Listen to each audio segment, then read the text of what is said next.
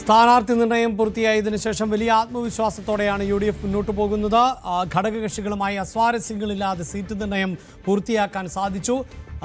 മാധ്യമങ്ങളിൽ വന്ന പല വാർത്തകളും തെറ്റായിരുന്നു എന്നുകൂടി പറഞ്ഞുകൊണ്ടാണ് VD സതീശൻ തിരുവനന്തപുരത്ത് മാധ്യമങ്ങളെ കണ്ടത്. ഇപ്പോൾ ഡാൻ കുര്യനുണ്ട്. ഡാൻ, പ്രതിപക്ഷ നേതാവ് പ്രത്യേകിച്ച് 3 ദിവസങ്ങൾക്ക് ശേഷം ആണ് സ്ഥാനാർത്ഥി പട്ടിക പുറത്തു വന്നത്. പക്ഷേ അത് കോൺഗ്രസിനെ സംബന്ധിച്ചിടത്തോളം ഒരു കാലതാമസമല്ല എന്നാണ് അദ്ദേഹം പറഞ്ഞത്. തീർച്ചയായും അത് ശരി തന്നെയാണ്. കോൺഗ്രസിൻ്റെ ചരിത്രം പരിശോധിച്ചാൽ എപ്പോഴും ഇത്തരം വൈകൽ നമ്മൾ കണ്ടിട്ടുള്ളതാണ്. പക്ഷേ ഇത്തവണ അതിൽ നിന്ന് വ്യത്യസ്തമായി സ്ഥാനാർത്ഥി പട്ടിക വളരെ പെട്ടെന്ന് പ്രഖ്യാപിക്കുമെന്ന് പൊതുവെ വിലയിരുത്തപ്പെട്ടിരുന്നു. അതുകൊണ്ടാണ് സ്ഥാനാർത്ഥി പട്ടിക വൈകിയതിൽ പൊതുവെ കോൺഗ്രസ് പ്രവർത്തകർക്ക് പോലും ഒരു അതൃപ്തിയുണ്ടായത്.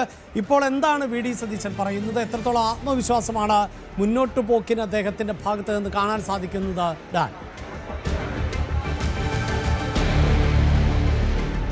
സ്ഥാനാർത്ഥി പട്ടിക പ്രഖ്യാപിക്കുന്നത് വൈകിയതുമായി ബന്ധപ്പെട്ട ഉയർന്ന വാർത്തകളും അഭ്യൂഹങ്ങളും അതോടൊപ്പം അതുമായി ബന്ധപ്പെട്ടുണ്ടായ വിവാദങ്ങളും എല്ലാം അതിരൂക്ഷമായി വിമർശിച്ചുകൊണ്ടാണ് പ്രതിപക്ഷ നേതാവ് മാധ്യമങ്ങളോട് ഇപ്പോൾ പ്രതികരിച്ചത്. മാധ്യമങ്ങൾ ഇല്ലാ കഥകൾ മെനയുകയായിരുന്നു. AKG സെന്ററിൽ നിന്ന് പണം കൈപ്പറ്റിയ ചാനലുകളും മാധ്യമപ്രവർത്തകരും കോൺഗ്രസിനെതിരെയും തനിക്കെതിരെ വ്യക്തിപരമായും ബോധപൂർവമായി ഇല്ലാ കഥകൾ മെനയുകയായിരുന്നു എന്ന തരത്തിലുള്ള വിമർശനമാണ് അദ്ദേഹം ഉന്നയിച്ചിരിക്കുന്നത്. അതോടൊപ്പം താനും KC വേണുഗോപാലും തന്നെ തമ്മിൽ കൊച്ചിയിലെ സ്ഥാനാർത്ഥിത്വവുമായി ബന്ധപ്പെട്ട തർക്കമുണ്ടായെന്നും പ്രതിപക്ഷ നേതൃസ്ഥാനം താൻ രാജിവെക്കുമെന്ന് തന്നെയുള്ള അഭ്യൂഹങ്ങളും വാർത്തകളും പരന്നു. ഇതിന് പിന്നിൽ ബോധപൂർവമായ നീക്കങ്ങൾ ഉണ്ടായിട്ടുണ്ട്. ഈ വാർത്തകൾ കണ്ടുകൊണ്ട് താനും KC വേണുഗോപാലും ഒരുമിച്ചിരുന്ന് ചിരിക്കുകയായിരുന്നു എന്നുകൂടി പ്രതിപക്ഷ നേതാവ് പറഞ്ഞു വെക്കുന്നുണ്ട്. എന്തായാലും ആദ്യ ദിവസം 24 മണിക്കൂറിനുള്ളിൽ സ്ഥാനാർത്ഥി പട്ടിക പ്രഖ്യാപിക്കാൻ കഴിയാതെ പോയത് ഏതെങ്കിലും തർക്കങ്ങൾ മൂലമല്ല. തെരഞ്ഞെടുപ്പ് സമിതിയുടെ സ്ക്രീനിംഗ് കമ്മിറ്റി ചെയർമാനായ മധുസൂദനൻ മിസ്ത്രി ആരോഗ്യ പ്രശ്നങ്ങളെ തുടർന്ന് വിശ്രമത്തിലായിരുന്നു. അദ്ദേഹത്തിന് ഡൽഹിയിലെത്താൻ കഴിയാതിരുന്ന ഒരു സാഹചര്യത്തിലാണ് ഈ പട്ടിക പ്രഖ്യാപിക്കാൻ കഴിയാതിരിക്കുന്ന ഒരു സാഹചര്യം ഉണ്ടായത്. പിന്നീട് അത് വീണ്ടും ഉയർത്തിക്കാണിച്ച് വിവാദമുണ്ടാക്കാനാണ് ശ്രമിച്ചത്. K. സുധാകരൻ പാർട്ടിക്കെതിരെ ഒരു പരസ്യ പ്രതികരണങ്ങളും നടത്തിയിട്ടില്ല. ആരോടും പരസ്യമായി ഒന്നും പറഞ്ഞിട്ടുമില്ല. തന്നെക്കാൾ ഏറെ വലുതാണ് പാർട്ടി, താൻ ഏറെ ചെറുതാണ് എന്നാണ് സുധാകരൻ പറഞ്ഞത്. പിന്നെ എങ്ങനെയാണ് സുധാകരനെ ചുറ്റിപ്പറ്റി ഇത്തരത്തിലുള്ള വാർത്തകൾ വന്നത് എന്നാണ് പ്രതിപക്ഷ നേതാവ് ചോദിച്ചത്. അതോടൊപ്പം തിരുവനന്തപുരത്ത് സ്ഥാനാർത്ഥിയെ പ്രഖ്യാപിക്കുന്നതിൽ CPM-ന് നേരിടുന്ന കാലതാമസം സംബന്ധിച്ചും പരിഹാസരൂപയാണ് അദ്ദേഹം പ്രതികരിച്ചത്.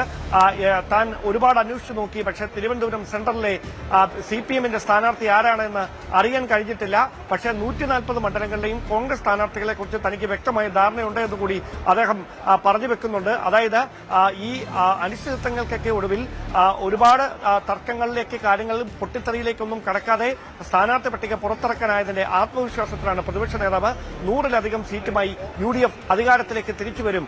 അതിനെതിരെ ഏത് തരത്തിലുള്ള ഇല്ലാ കഥകൾ മെനഞ്ഞാലും കോൺഗ്രസ് എന്നും ജനഹൃദയങ്ങളിലാണ് എന്ന തരത്തിലുള്ള വൈകാരികമായ പ്രതികരണങ്ങളാണ് പ്രതിപക്ഷ നേതാവ് അല്പസമയം മുമ്പ് മാധ്യമങ്ങളോട് നടത്തിയിരിക്കുന്നത്.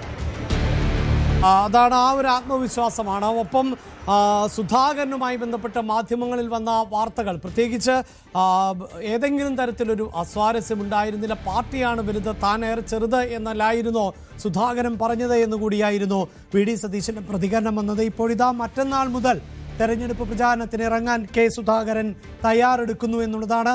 വിശദാംശങ്ങളുമായി ഡാൻ തന്നെയാണ് തുടരുന്നത്. ഡാൻ, ഇതാ അപ്പോൾ അസ്വാരസ്യങ്ങൾ അവസാനിച്ചോ?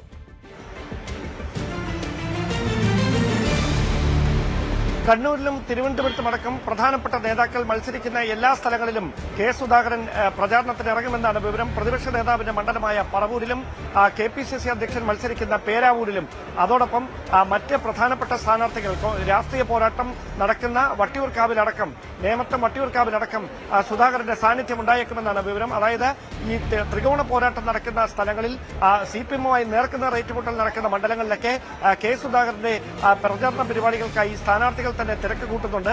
അതുകൊണ്ട് തന്നെ അദ്ദേഹം തിരുവനന്തപുരത്തേക്ക് എത്തി തിരുവനന്തപുരത്തെ പ്രധാനപ്പെട്ട മണ്ഡലങ്ങളിലടക്കം തെരഞ്ഞെടുപ്പ് പ്രചാരണത്തിൽ സജീവമാകുമെന്നാണ് വിവരം. അടുത്ത ദിവസം അദ്ദേഹം തലസ്ഥാനത്തേക്ക് എത്തുമെന്നുള്ള വിവരങ്ങൾ കൂടി കണ്ണൂരിൽ നിന്ന് പുറത്തു വരുന്നുണ്ട്. അങ്ങനെയെങ്കിൽ ഈ തെരഞ്ഞെടുപ്പുമായി ബന്ധപ്പെട്ട K. സുധാകരന്റെ പേരിലുണ്ടായ അനിശ്ചിതത്വം സുധാകരൻ ഈ തെരഞ്ഞെടുപ്പ് പ്രചാരണത്തിൽ സജീവമാകുന്നതിലൂടെ അത് കോൺഗ്രസിനും UDF-നും മേൽക്കൈയാകുന്ന തരത്തിലേക്ക് മാറുമെന്ന വിലയിരുത്തലാണ് K. സുധാകരനെ കൂടി സജീവമായി തെരഞ്ഞെടുപ്പ് പ്രചാരണ രംഗത്ത് സജീവമാക്കാനുള്ള നീക്കം കോൺഗ്രസ് സംസ്ഥാന നേതൃത്വത്തിന്റെ ഭാഗത്തുനിന്നുണ്ടായിരിക്കുന്നത്.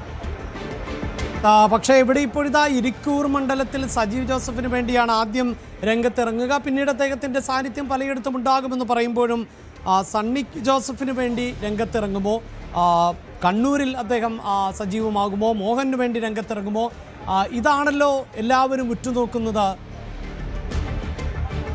ഡാൻ,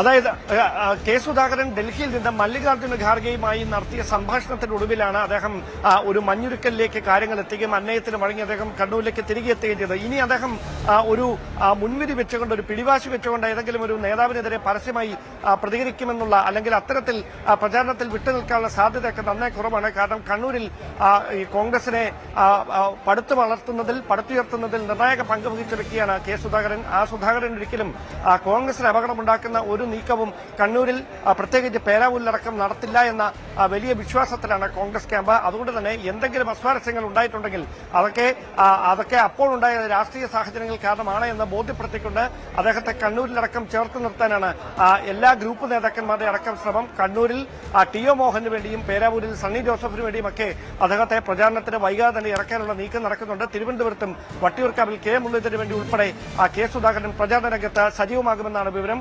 അതുമായി അത്തരത്തിലുള്ള നീക്കങ്ങളാണ് നടക്കുന്നത്. എന്തായാലും തർക്കങ്ങൾ പരിഹരിച്ചുകൊണ്ട് എല്ലാവരെയും ചേർത്ത് നിർത്തി തെരഞ്ഞെടുപ്പിന്റെ പ്രചാരണ രംഗത്ത് സജീവമാകാനുള്ള നീക്കം കോൺഗ്രസ് തുടക്കമിട്ടിരിക്കുന്നു. അതിൽ കെ സുധാകരനെ ഒപ്പം ചേർത്ത് നിർത്താനായതിന്റെ വലിയ ആത്മവിശ്വാസത്തിലാണ് UDF ക്യാമ്പ്. തീർച്ചയായും സുധാകരൻ താൻ മത്സരരംഗത്തുണ്ടാകും, 100%, 110% ഉണ്ടാകും, മത്സരിക്കും എന്നത് തന്നെയായിരുന്നു സുധാകരന്റെ നേരത്തെ ഉണ്ടായ പ്രതികരണം. എന്നാൽ പിന്നീട് സുധാകരൻ പിൻവാങ്ങുന്ന സാഹചര്യമാണുള്ളത്. അതുകൊണ്ട് തന്നെ സുധാകരൻ ഏതൊക്കെ വേദികളിൽ തെരഞ്ഞെടുപ്പ് പ്രചാരണത്തിന് എത്തും എന്നത് ഏറെ ശ്രദ്ധേയമാണ്. കണ്ണൂരിലും പേരാവൂരിലും അടക്കം സുധാകരൻ പ്രചാരണത്തിന് ഉണ്ടാകുമോ എന്നത് ഉൾപ്പെടെ ആണ് അറിയേണ്ടത്. എന്തു തന്നെയായാലും മറ്റന്നാൾ മുതൽ പ്രചാരണ രംഗത്ത് സജീവമാകുന്നു സുധാകരൻ എന്നത് തന്നെയാണ് പുറത്തുവരുന്ന വിവരം. അതേസമയം കോൺഗ്രസിലെ അതൃപ്തി പരസ്യമാക്കി കൂടുതൽ പേർ രംഗത്തെത്തുന്ന സാഹചര്യമുണ്ട്. ഇപ്പോഴിതാ ജോസഫ് വാഴക്കൻ അതൃപ്തി വ്യക്തമാക്കിയാണ്. ഏറ്റുമാനൂർ സീറ്റിൽ തന്നെ മത്സരിപ്പിക്കുമെന്ന് തന്നെയാണ് ഉറച്ചു വിശ്വസിച്ചിരുന്നത്. അതുമായി ബന്ധപ്പെട്ട പ്രവർത്തനങ്ങളുമായി മുന്നോട്ട് പോയി തൻ്റെ പേര് മാത്രമാണ് അവിടെ ഉണ്ടായിരുന്നത്. അതിനുശേഷമാണ് ഒഴിവാക്കപ്പെട്ടത് എന്നത് തന്നെയാണ് ഇപ്പോൾ ജോസഫ് വാഴക്കൻ്റെ ഭാഗത്തു നിന്നും ഉണ്ടാകുന്ന പ്രതികരണം എന്നതാണ്. നേരത്തെ ഇപ്പോഴിതാ അതിന് നേതൃത്വം കൊടുക്കുന്നത് CPM ആണ്. CPM-നെ സംബന്ധിച്ചിടത്തോളം അവർക്ക് ഇവിടെ തന്നെ തീരുമാനങ്ങൾ കൈക്കൊള്ളുവാനും ആ തീരുമാനങ്ങൾ എടുക്കുന്നതനുസരിച്ച് അവർക്ക് കാര്യങ്ങൾ മുമ്പോട്ട് കൊണ്ടുപോകുവാനും കഴിയും. അപ്പോൾ തീർച്ചയായിട്ടും എന്റെ പ്രിയപ്പെട്ട സുഹൃത്തുക്കൾ എന്നുള്ള നിലയിൽ നിങ്ങൾ പല ആളുകളും എന്തുകൊണ്ട് സ്ഥാനാർത്ഥി നിർണയം താമസിക്കുന്നു എന്ന ഒരു ചോദ്യം പലപ്പോഴായി കേൾക്കുവാൻ ഇടയായി. അതിന് ഉള്ള മറുപടി എന്നുള്ള നിലയിലാണ് ഞാൻ ഈ കാര്യങ്ങൾ നിങ്ങളുടെ മുമ്പിൽ സൂചിപ്പിക്കുന്നത്. എന്തായാലും ഒരു കാര്യം ഞാൻ സൂചിപ്പിക്കാം.